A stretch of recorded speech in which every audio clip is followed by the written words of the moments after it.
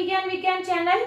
और अब हमारे इलेक्ट्रिसिटी का जो लेसन 12 है आपकी क्लास में, आपकी बुक में, उसके इलेक्ट्रिसिटी का लास्ट टॉपिक वो ये है heating effect of electric current. Electric current का बच्चों हीटिंग इफेक्ट कैसे होता है। आप देखते हो कि जब हम अपने बराबर से किसी भी वायर में करंट का फ्लो होता रहता है तो क्या होता है, वो वायर गर्म हो जाता है। आप कहोगे वो गर्म क्यों हो गया है, यानी इसमें हीट आ गई है। तो देखो बच्चों क्या होता है, एक वायर लिया, मान लो हमने ये वायर है, इसमें इलेक्ट्रॉन्स है, ओके, इसमें एटम्स भी है,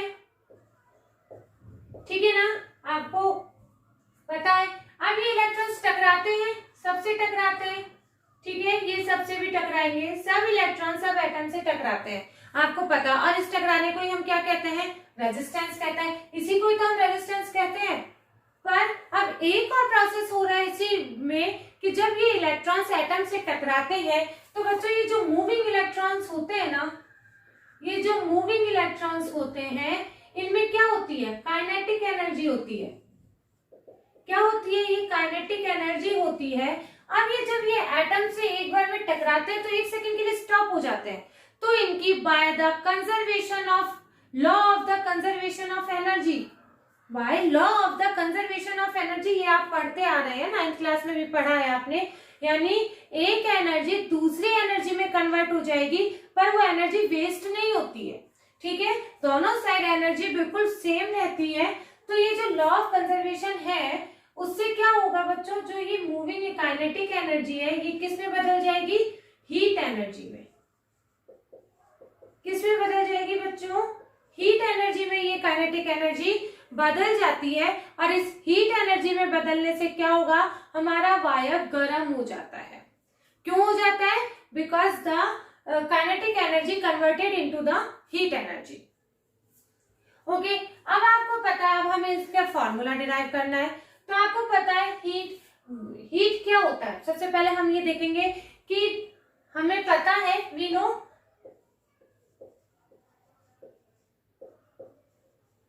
that potential difference V is equal to V क्या कहते हैं, potential difference. Potential difference is equal to work done per unit charge. Potential difference, यदि मैं इसको इस तरीके से लिखूं, potential difference is equal to work done per unit charge.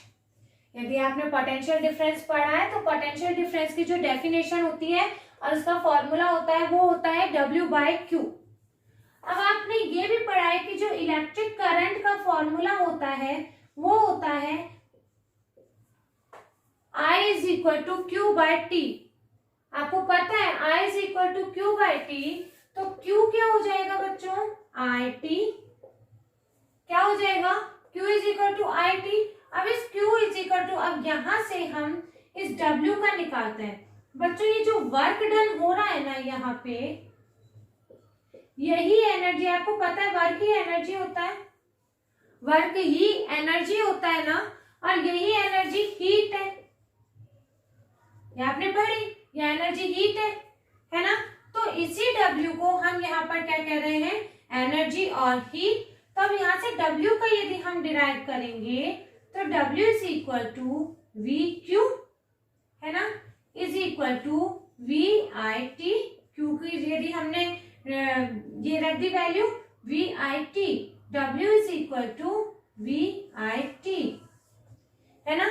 और इस W को हम क्या कह रहे हैं, आपको कहा H कह रहे हैं इस W को, तो ये क्या हो गया, H is equal to VIT है ना। ये हो गया हमारा एक important formula of the heat. अब आपको पता है by the Ohm's law, Ohm's law is equal to V is equal to IR। तो यहाँ पर IR वैल्यू रख दो, V की IR, ये IT एज इट इज रख दिया हमने। तो क्या हो गया, H is equal to I²RT। ठीक है, ये क्या हुआ, H²RT। बच्चों ये है जूल्स लॉ ऑफ हीटिंग।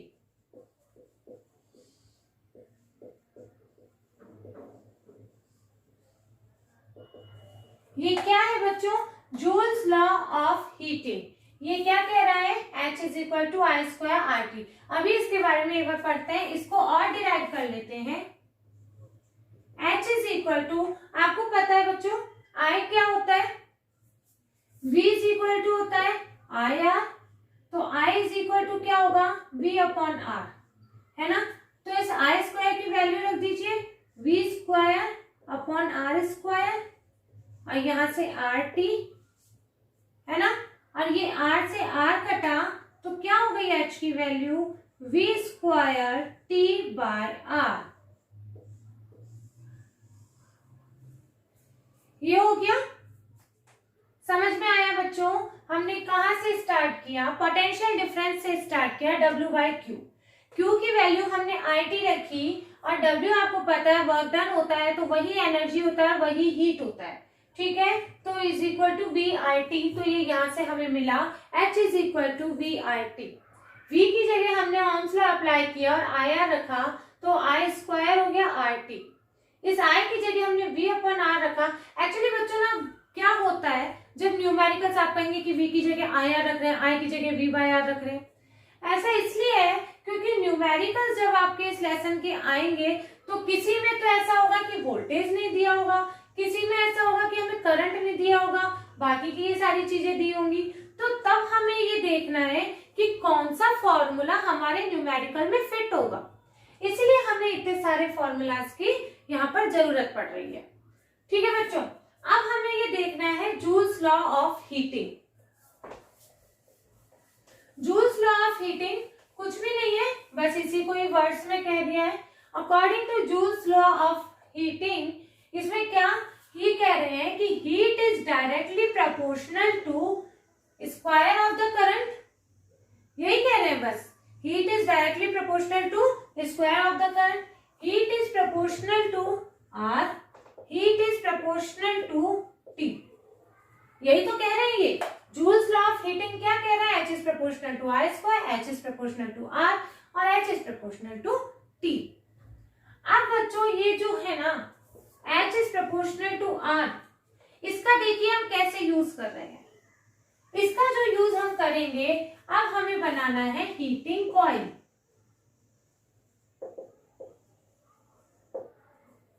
जो हम यूज कर रहे हैं मतलब कि बल्ब बना रहे हैं, इलेक्ट्रिक आयरन बना रहे हैं, फ्यूज बना रहे हैं, आपकी बुक में जो दिया गया है कि uses of the heating effect of electric current, इसका यूज देना है। तो कहाँ यूज हो रहा है देखिए, अब हमको इससे हीटिंग कॉइल बनानी है, जो इनमें कॉइल बनती है इन सभी अप्लायंसेस में, वो कॉइल कैसे बनेगी, हम ये देख रहे हैं बच्चों, heat directly proportional to R, यानी रेजिस्टेंस ज्यादा होगा तो हीट भी ज्यादा होगी।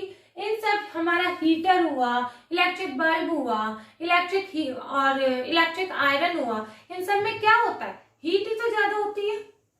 तो हीट ज्यादा करने के लिए रेजिस्टेंस ज्यादा होना चाहिए, ठीक है बच्चों। और we know that R is equal to rho L by A, ये हम जानते हैं, हमने पढ़ा था रेजिस्टेंस जब हमने पिछले पार्ट में पढ़ा है। यदि आपने नहीं पढ़ा है तो आप लास्ट वीडियो मेरा देखिए।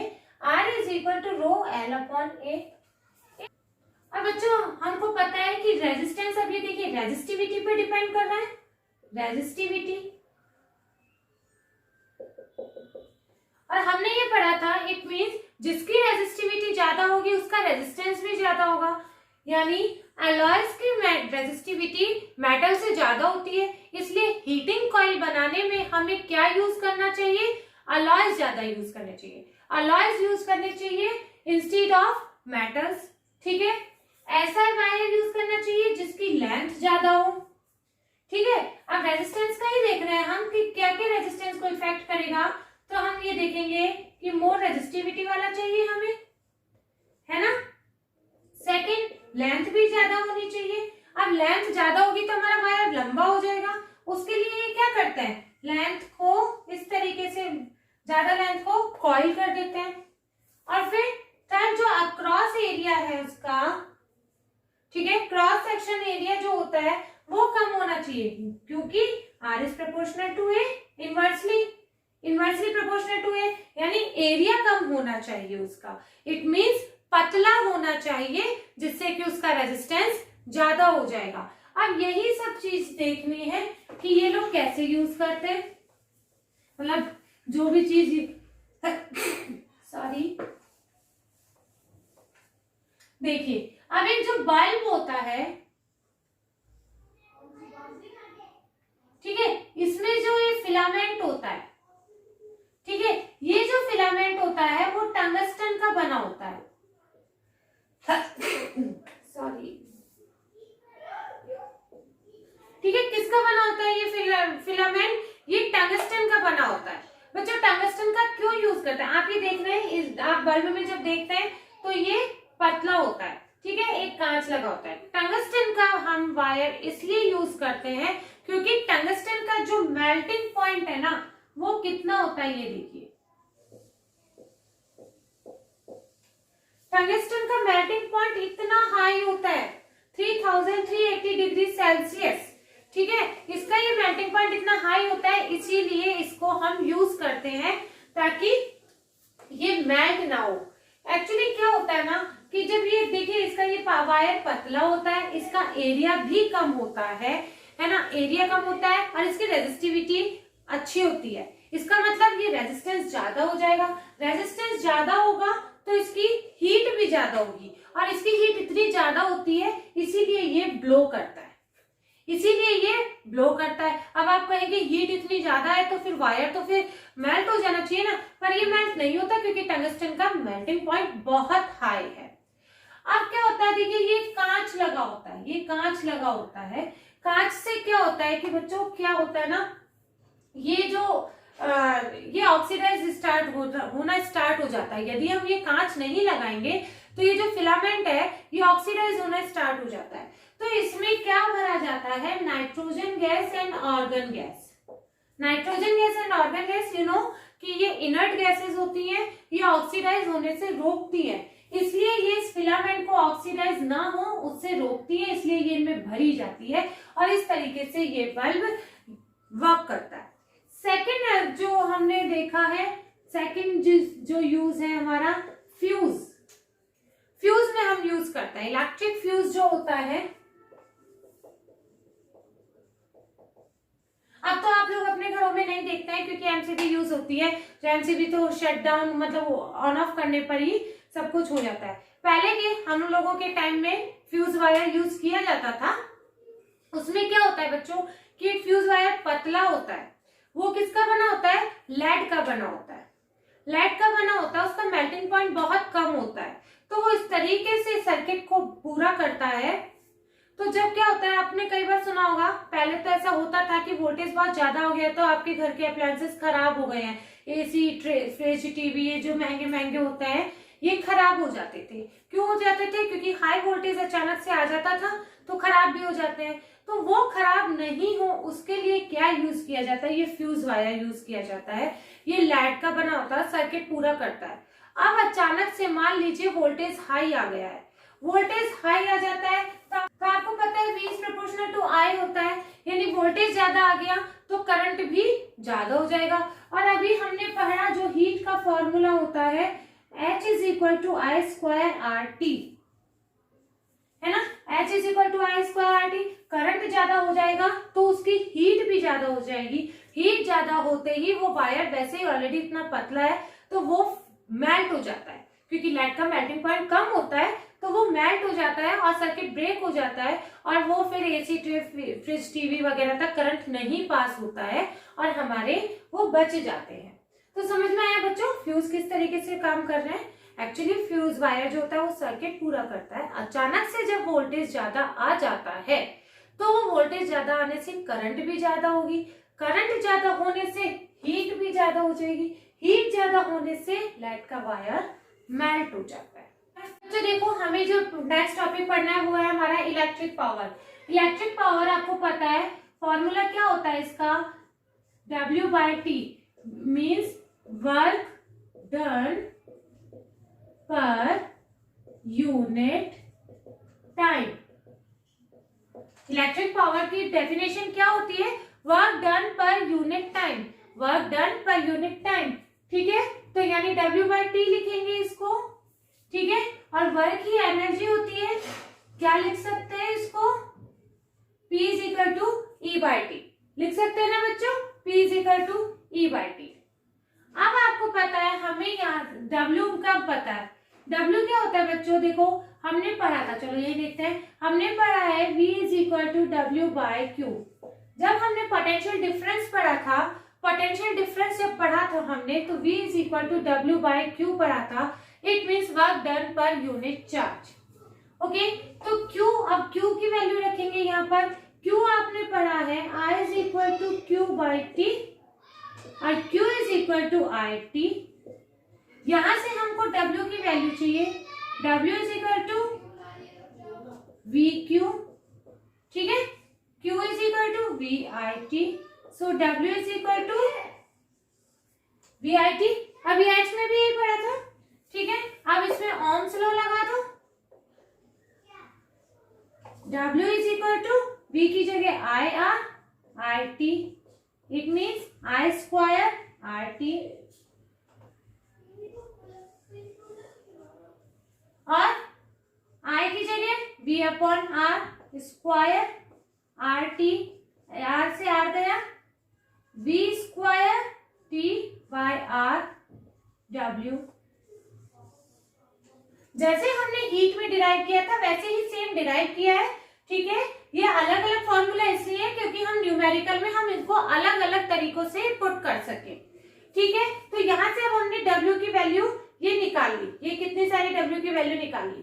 अब ठीक है, अब हम ये देखिए P इज इक्वल टू, यहाँ से W की वैल्यू रखिए वी आई टी वाली, V I T upon T, ठीक है, T से T cancel, it means P is equal to V I, important formula है, ये लर्न कर लीजिए। Okay, P is equal to V I, अब वापस से वही सब करना है, V is equal to I R और ये I, so P is equal to I square R, ठीक है। P is equal to V square by R square by R, ये R, so P is equal to V square by R. All these are formulas of power, electric power. Okay बच्चों, अब power की unit देखेंगे हम। Power की unit क्या होती है, वॉट। पावर की यूनिट क्या होती है, वॉट। कैसे होती है, जूल। W की वैल्यू क्या होती है, W की यूनिट क्या होती है, जूल पर सेकेंड, इसलिए ये जूल पर सेकेंड को हम क्या कह रहे हैं, वॉट कहते हैं, ठीक है बच्चों। अब इस वॉट को जब हम किलो वॉट में चेंज करते हैं तो kilowatt is equal to 1000 watt. Okay, kilowatt is equal to 1000 watt. सब कुछ मिक्स हो गया, ठीक है। अब ये जो वॉट और जूल पर सेकंड होती है ना बच्चों, ये एसआई यूनिट होती है। क्या होती है ये, एसआई यूनिट होती है। यदि कोई भी आपको जूल में, सेकंड में, न्यूमेरिकल में दिया होगा और यदि एसआई यूनिट में निकालना है तब तो आप इस तरीके से निकालेंगे। एक कमर्शियल यूनिट और होती है इलेक्ट्रिक पावर की, जिसमें हमारा इलेक्ट्रिसिटी बिल आता है। इलेक्ट्रिसिटी बिल किसमें आता है, देखिए ये देखिए, मान लीजिए ये P इज इक्वल टू अपन ने पढ़ा है E इज इक्वल टू पढ़ा है PT, ठीक है। एनर्जी की तो बात कर रहे हैं, इलेक्ट्रिक एनर्जी की जो कमर्शियल यूनिट है वो कैसे होगी, तो P की क्या यूनिट है, किलोवाट, टाइम की आवर, ठीक है। तो किलोवाट आवर एनर्जी की कमर्शियल यूनिट है।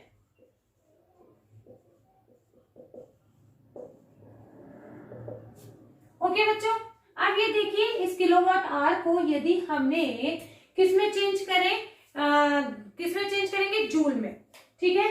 जूल में हमको चेंज करना है, जैसे ये वॉट सेकंड में चेंज हो जाएगा ना, जूल में चेंज करना है तो 1 kilowatt hour is equal to 1 kilowatt को चेंज करो 10⁻³ वॉट, ठीक है। आर को सेकंड में चेंज कर दो, दिस इज सेकंड, ओके। तो ये क्या आ जाएगा, 3600 second into 10⁻³ so 3.6 into 10⁻6 joule. 1 kilowatt hour is equal to 3.6 into 10⁻6 joule. ठीक है बच्चे। तो ये हमारी, यदि किलोवाट आवर को आपको जूल में चेंज करने के लिए आ जाता है तो आप इस तरीके से, जूल को हम जे से भी कहते हैं, कहीं पर आ जाए जे तो आप समझ जाइए वो जूल है।